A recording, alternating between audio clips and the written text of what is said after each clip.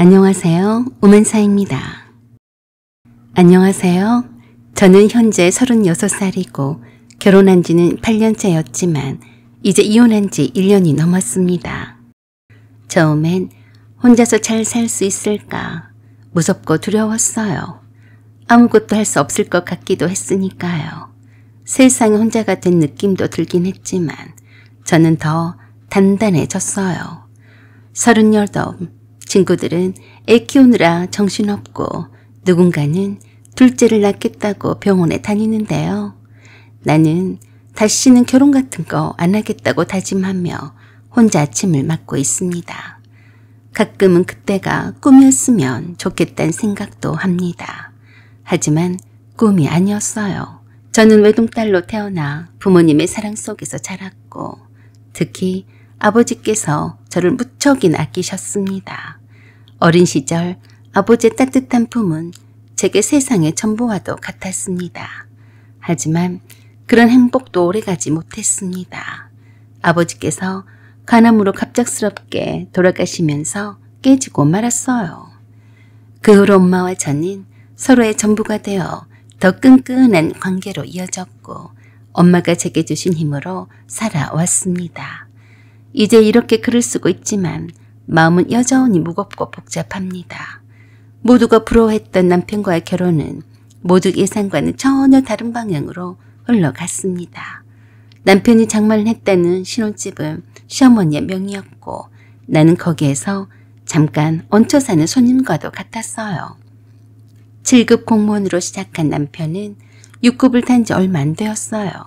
시어머니에게는 뭐 그리도 대단한 존재인지 말도 못합니다. 솔직히 말하자면 제가 남편 월급보다 더 많아요.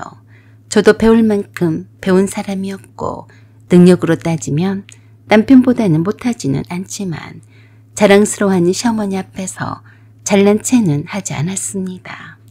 그랬더니 저를 아주 못난 인간으로 취급하더라고요. 못 배우고 세상 물정이 어두운 시어머니가 뭐 얼마나 아시겠어요. 하지만 저보다는 엄청 잘난 척을 하시는데 어떡합니까? 어머니는 저런 분이시구나 하고 말지요.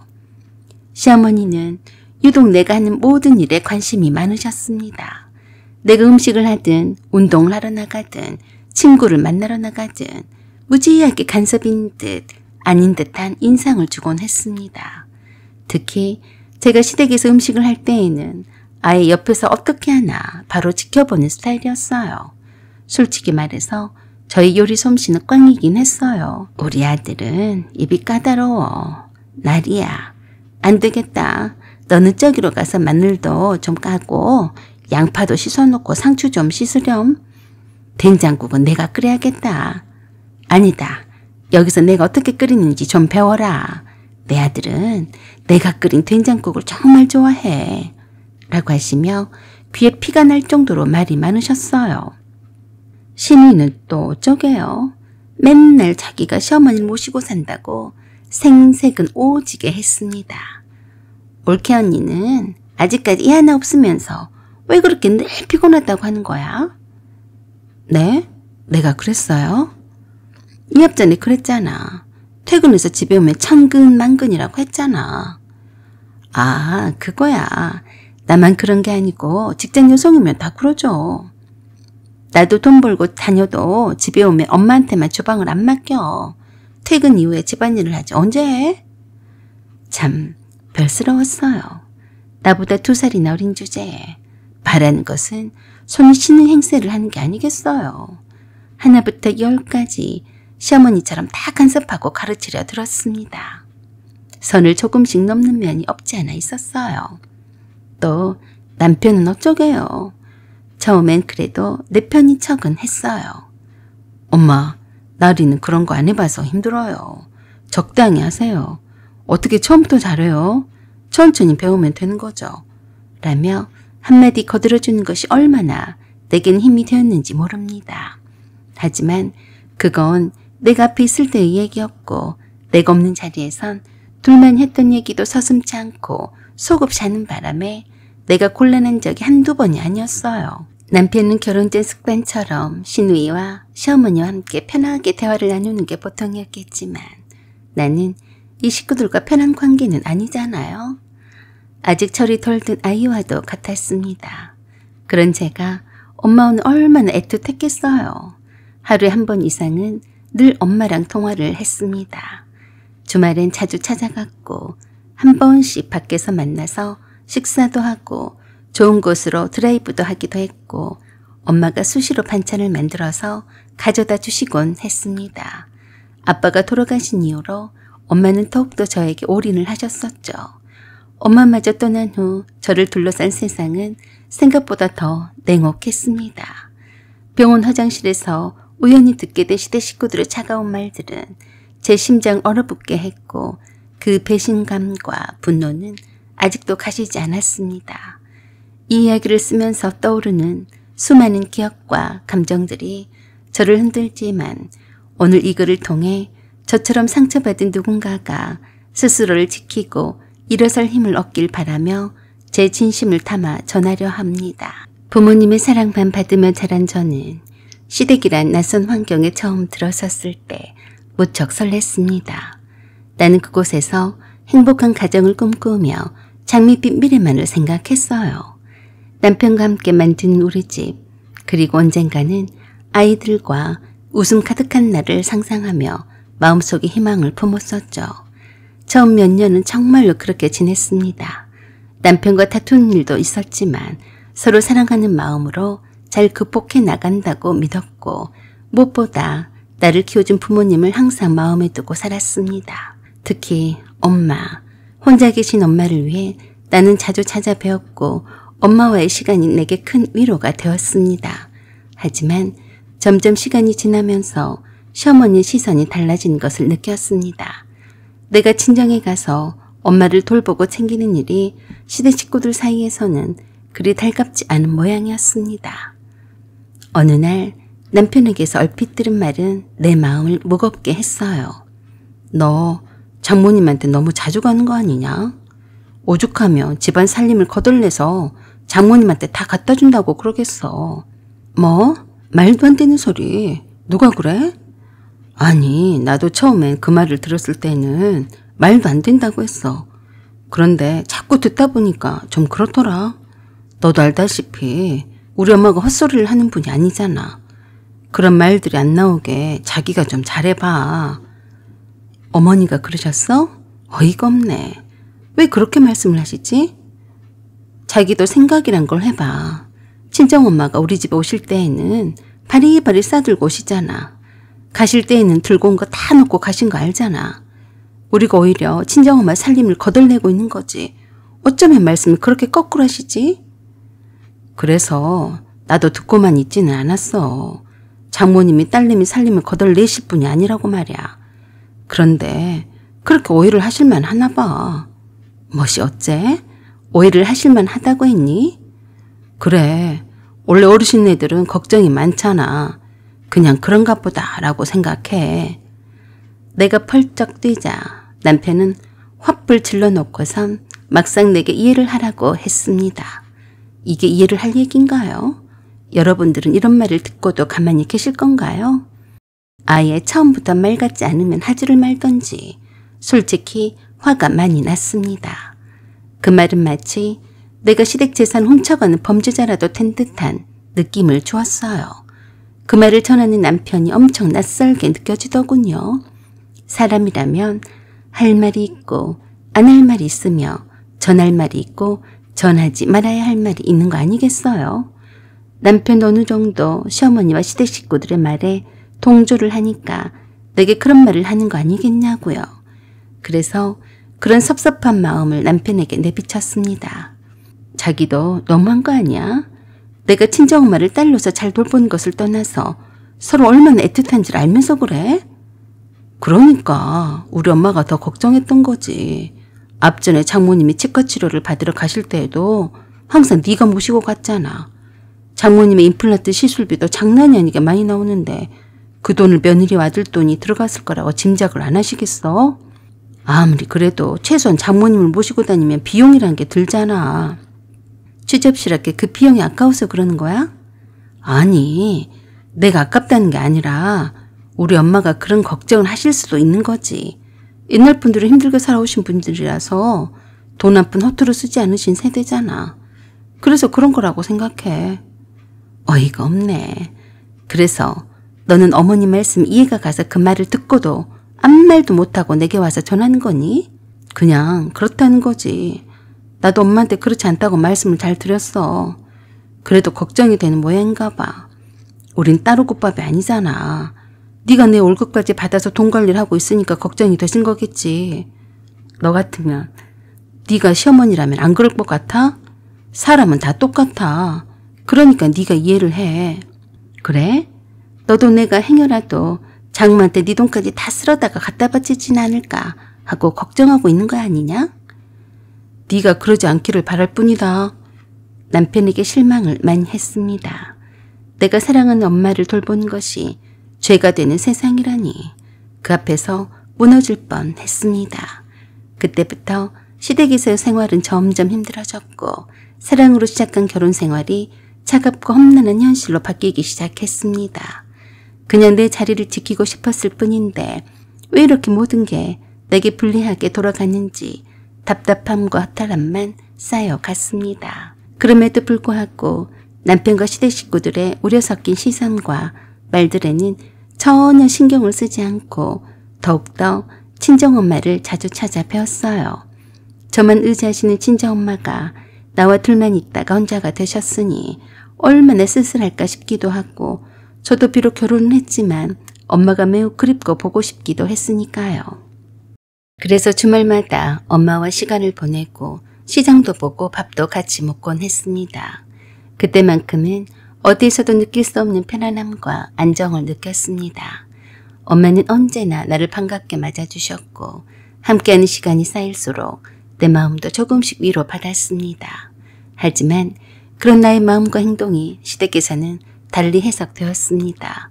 시어머니는 나의 그런 행동들을 불편하게 여겼지만 저는 전혀 개의치 않았습니다. 그랬더니 어느 날인가 시누이가 내게 찾아와서 그러더라고요. 올케 언니, 친정엄마한테 찾아가는 것만큼 우리 엄마한테도 며느리 노릇은 해야 하지 않아요? 내가 주말에 맨날 전화를 하면 오빠는 항상 장모님 댁에 가 있더라. 한두 번이면 말을 안 해요. 왜 맨날 시어머니는 우리 엄마는 냅두고 친정에만 가 있어요? 그래서 어머니가 섭섭하다고 하셨어요? 당연히 섭섭하지 않겠어요? 친정에 한 번 가면 적어도 시댁엔 한 번 이상은 와야죠. 우리 엄마도 며느리한테 무시를 받는다고 생각하지 않겠어요? 그랬다면 어머니께는 미안해요. 미안하다고 하면 다예요. 그럼 똑같이 하라고요? 당연하죠. 아가씨나 나중에 시집가면 그렇게 해요. 친정이나 시댁이나 똑같이 하라고요. 하지만 노력은 하겠지만 그렇게는 못해요. 뭐라고요? 방금 미안하다고 한 사람이 이게 할 소리예요? 내가 어머니한테 못하지는 않잖아요. 딸이 친정엄마랑 가까이 지내는 건 당연한 건데 그걸 트집을 잡으면 어떡해요. 내가 올케 언니가 하는 꼴이 못마땅해서 참다 못해서 온 거예요. 아가씨, 그런 식으로 친정엄마랑 시어머니를 비교질을 하지 말아요. 그게 억울하면 아가씨가 어머니께 잘해드리면 되겠네요. 나는 그냥 친정엄마한테 딸로서 잘하는 것뿐이에요. 그러자 냅다 성질부터 내더라고요. 뭐요? 그럼 며느리로서 우리 엄마한테 잘하면 되잖아요. 며느리가 무슨 죄짓고 시집왔나요? 내가 며느리로서 못할 짓을 한 적 있어요? 그러자 감히 나이도 나보다 한참 어린 시누이가 내게 달려들듯이 눈을 크게 치켜뜨고 큰소리로 대들었어요. 언니가 지금 잘했다는 거예요. 뭐예요? 내가 잘못한 것이 뭔데 그러죠? 시어머니보다 친정엄마한테 자주 찾아가는 게 잘못한 거예요? 그럼 그게 잘했다는 거예요? 잘못한 게 아니죠. 나는 친정엄마한테 가는 건 딸로서 도리를 하는 것도 있고 또 내가 가고 싶어서 가는 거예요. 그런데 어머니한테 며느리로 살 일은 다 하고 있어요. 내가 명절 때 가지를 않았어요. 아니면 어머니 생신 때 모른 척 하기를 했어요? 또 집안 행사 때도 안 간 적이 있어요? 지금 내가 언니랑 말장난을 하자는 거예요? 친정집엔 그렇게 빤질나게 드나들면서 왜 엄마한테는 그렇게 못해요? 그게 안타까우면 오빠한테 말하지 그래요? 내가 딸로서 친정엄마를 챙기는 게 불만인 거죠? 그럼 아가씨가 딸 노릇을 잘해봐요. 나한테 딸 노릇까지 강요하지 말고요. 뭐라고요? 그래도 잘했다고 그러는 거예요? 갑자기 언성까지 높여가며 나를 닥달하려고 했습니다. 그래도 웃으면서 그랬어요. 얼척이 없네. 내가 내 부모를 챙기는데 왜 말이 많은지 모르겠네. 어머니는 아가씨도 있고 오빠도 있잖아요. 손님 같은 며느리한테까지 사랑을 받으시려는 건 욕심이에요. 그러자 발악을 하듯이 내게 퍼럭대며 성질을 내면서 그러더라고요. 언니, 그걸 말이라고 하고 자빠졌어요? 말 조심해요. 아가씨는 어머니께 잘해드릴 생각이나 해요. 내게 와서 강요하지 말고요. 이런 말을 하러 올 거면 다음부터는 오지 말아요. 알았어요? 라고 냉담하게 대응을 하자 마치 내가 천하의 못된 며느리나 든 것처럼 말하면서 돌아갔습니다.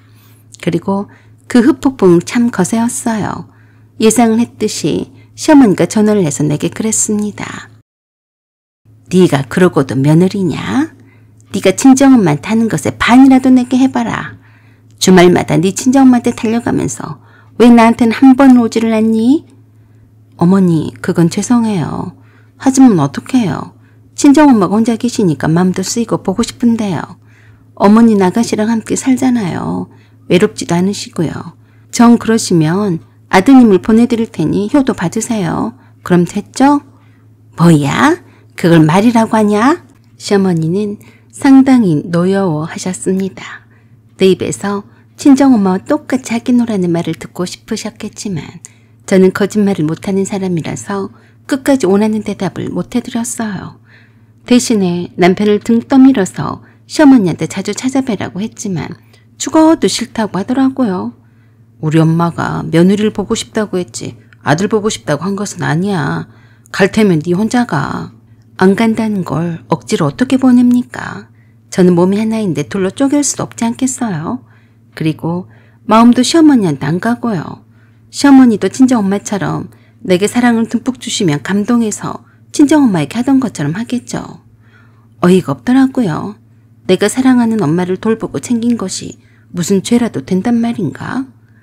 그때부터 친정엄마를 찾아뵙는 일이 갈수록 조심스러워졌고 마음 한편으로는 내가 너무 지나쳤던 걸까 하는 자책도 들었습니다. 하지만 엄마가 외로워하는 모습을 보며 나의 작은 위로가 얼마나 필요한지 알기에 마음을 접지 못했습니다. 시댁 식구들의 시선과 말들은 점점 쌓여갔고 나를 향한 벽은 두꺼워지기만 했습니다. 처음엔 단순한 오해라 생각했지만 시간이 지날수록 내게 가해지는 말과 행동은 점점 날카로워졌고 마음의 상처는 깊어졌습니다. 그렇게 시댁과의 갈등이 깊어지면서도 저는 더더욱 친정엄마를 자주 찾아뵐 수밖에 없었습니다. 엄마가 자주 아프셨기 때문이에요. 기침이 잦고 컨디션이 좋지 않다며 병원을 들락거리시던 엄마는 결국 입원하게 되셨습니다. 그런데 그 와중에도 시댁 식구들은 저를 괴롭혔어요. 엄마가 입원해 계신 병원까지 찾아와선 병실 앞에 대놓고 이런 말을 하더군요. 이 사람 병원비는 누가 내는 거냐? 우리가 도와줘야 하냐? 그 말은 마치 병실을 찍고 들어와 엄마 귀에 꽂히는 칼처럼 느껴졌습니다. 저는 입술을 깨물며 고개를 숙였고 병실 안에 계신 엄마가 듣지 않으셨기를 간절히 바랐어요. 병원비? 그거 몇 푼이나 된다고 저러는지 참 주접스럽더라고요. 내가 돈도 벌지 못하고 남편 혼자서 버는 외벌이라면 모르겠어요. 참고로 결혼할 때 친정엄마가 필요할 때 쓰라고 주신 돈도 있었고요. 또 내가 벌어놓은 돈도 있었어요. 내가 남편의 월급만 관리를 할 뿐이지 기존에 남편이 갖고 있던 돈까지 내게 맡기지는 않았습니다. 그걸 모르지는 않을 거예요. 며느리 들으라고 일부러 병문안을 핑계로 와서 병실 문 앞에서 그런 말을 했으니 또 그러실까 봐서 제가 시어머니에게 똑바로 말씀을 드렸습니다. 어머니, 병실 앞에서 그런 말씀을 하시는 게 예의가 아니죠. 분명히 말씀을 드리는데요. 저희 친정엄마 병원비는 절대로 어머니께 손 안 내밀어요. 저도 돈 있고요. 저희 친정엄마도 그만한 돈은 갖고 계세요. 당연히 그래야지. 그리고 네 돈은 내 아들 돈이나 마찬가지야. 그래서 저도 그랬습니다. 네, 반대로 어머니가 아프시게 되면 병원비는 일절 안 보탤 테니 그래 하세요. 뭐야? 너 지금 오기를 부리는 게야? 아니요. 어머니한테 배운 거예요. 그러던 어느 날 엄마가 자궁암 사기 진단을 받았다는 사실을 듣게 되었습니다. 병세는 생각보다 빨랐고 순식간에 전이가 퍼졌죠. 저는 회사를 휴직하고 엄마 곁을 지켰습니다. 병원 침대에 누운 엄마는 제 손을 꼭 잡고 말씀하셨어요. 엄마는 네가 늘 자랑스럽다. 엄마 없어도 잘 지내야 한다. 알았지? 그 말이 마지막이 될 줄 몰랐습니다. 엄마는 그렇게 제 곁을 떠나셨습니다. 정신없이 장례식을 준비하던 중 저는 병원 화장실에서 우연히 시어머니와 신우의 대화를 듣게 되었습니다. 아이고 얼마나 고소한지 모르겠다. 저렇게 골골거리면서 돈만 축내고 1년 이상을 버티면 완전히 파산이 아니냐. 알아서 빨리 죽어주니까 얼마나 다행이냐. 그러자 익숙한 신우의 목소리가 들렸습니다. 그러게 오빠가 저러다가 장모 병원비 때문에 인생을 종치는 거 아닌가 했더니 알아서 잘 가니까 얼마나 좋아요. 그나마 다행이지 뭐예요. 그러니까 말이다. 이왕 죽을 사람은 빨리 가주는 게 예의지. 엄마, 그런데 오빠 장모한테 재산이 얼마나 있다고 그랬지? 글쎄다. 내가 알아본 바로는 네 오빠 장모 명의로 집 한 채하고 시골에 논밭을 임대를 해준 게 있다고 하더라. 오빠가 알아본 거 맞아요? 내가 알아보라고 했으니까 맞을 게야. 그럼 엄마, 나 이번에 그 돈으로 결혼이나 할까? 오빠 장모네 집을 팔면 현금이 꽤 될 텐데 내 결혼식 비용을 대주면 안 될까? 안 되긴 뭐가 안 돼. 오빠가 돼서 여동생한테 그 정도도 못 해주니? 네 오빠가 결혼할 때 내가 해준 것도 있는데 그 정도는 해줘야지. 걱정 마라. 내가 말을 잘할 테니까. 그러자 신우가 좋아서 펄쩍 뛰었습니다. 정말? 그럼 난 빚 안 내서 결혼해서 좋고 엄마는 딸 시집 보내서 좋고 오빠는 엄마한테 받은 게 있으니 되갚아서 좋고 다 좋은 거네. 허허허. 그 말을 듣고 있자니 피가 거꾸로 솟구치는 듯 싶었습니다. 다리에 힘이 풀려 주저앉고 말았습니다. 심장이 내려앉고 숨이 턱 막혀 눈앞이 아찔해졌어요. 눈물조차 나지 않았습니다.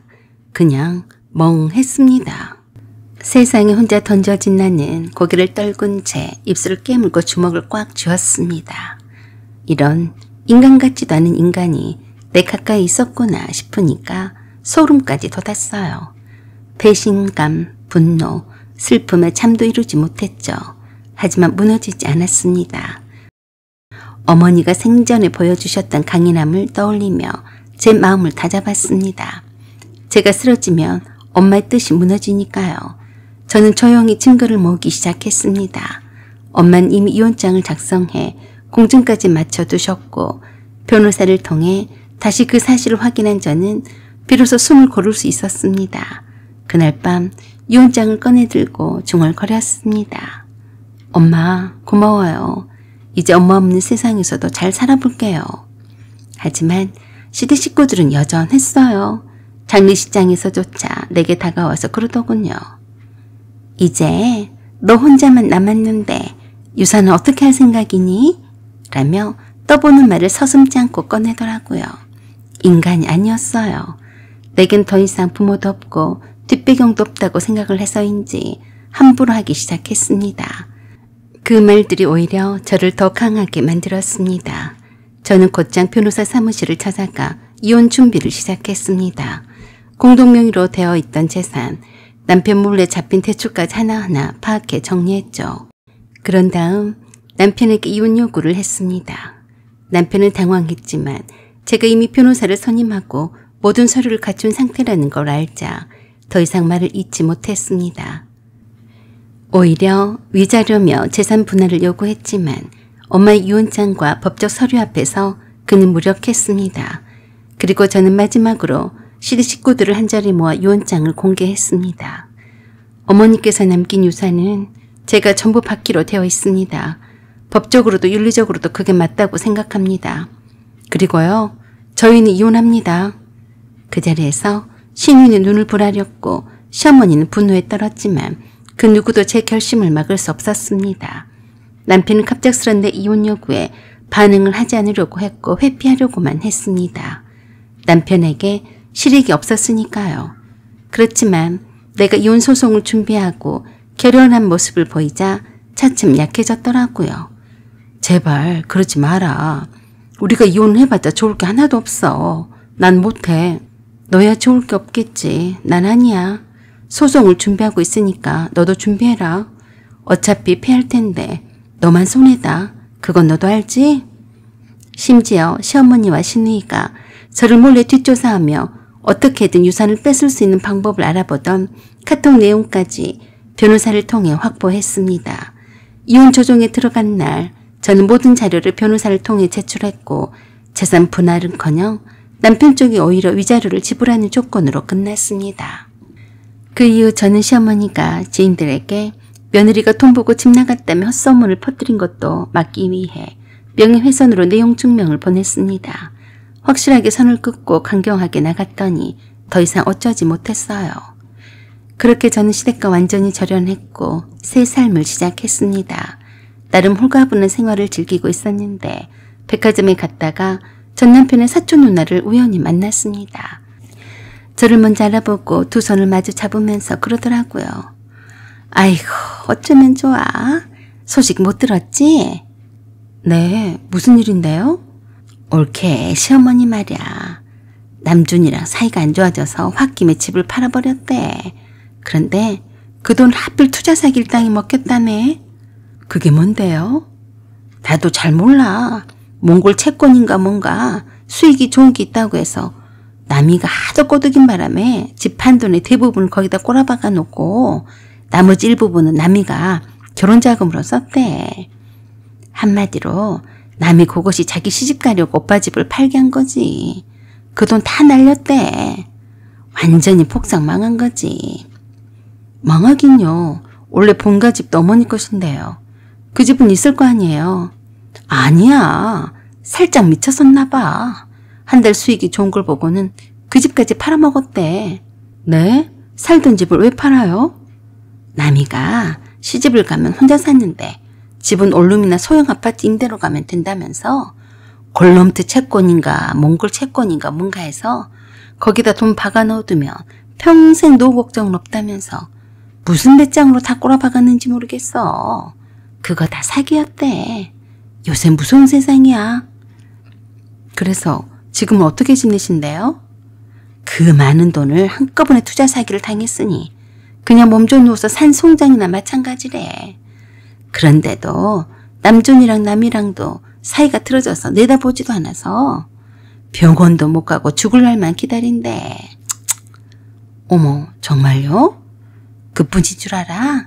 남준이가 남이 때문에 엄마가 투자 상의를 당했다면서 둘이 원수가 됐잖아. 남준이가 남이 신랑한테까지 가서 투자 사기 당하게 한 거 책임을 지라고 하니까 그 집안에서 난리가 났대. 하여간 남준이도 불쌍하지. 믿었던 엄마한테 집도 뺏기고 여동생한테 뒤통수 맞고 되는 일이 있겠어? 남이도 이혼 말이 슬슬 나오고 있대. 남준이가 얼마나 남이 욕을 해댔는지 못 살겠다고 하면서 이혼하라고 난리래. 결혼 초반부터 이러면 못 산다고 말이야. 자업자득이죠. 죗값을 받은 것이라 여겼습니다. 친정엄마가 임종하시자마자 쌍수 들고 좋아하던 시어머니도 그렇고 신우의 그 끝이 좋을 리가 없을 겁니다. 요즘 저는 다시 웃는 법을 배워가고 있습니다. 이제는 누구의 눈치도 보지 않고 누구의 기대에 맞추지 않아도 됩니다. 그저 저답게 엄마가 그토록 바랐던 행복한 삶을 향해 나아가는 중입니다. 사연은 여기까지입니다. 구독과 좋아요, 알림 설정 부탁드려요. 감사합니다.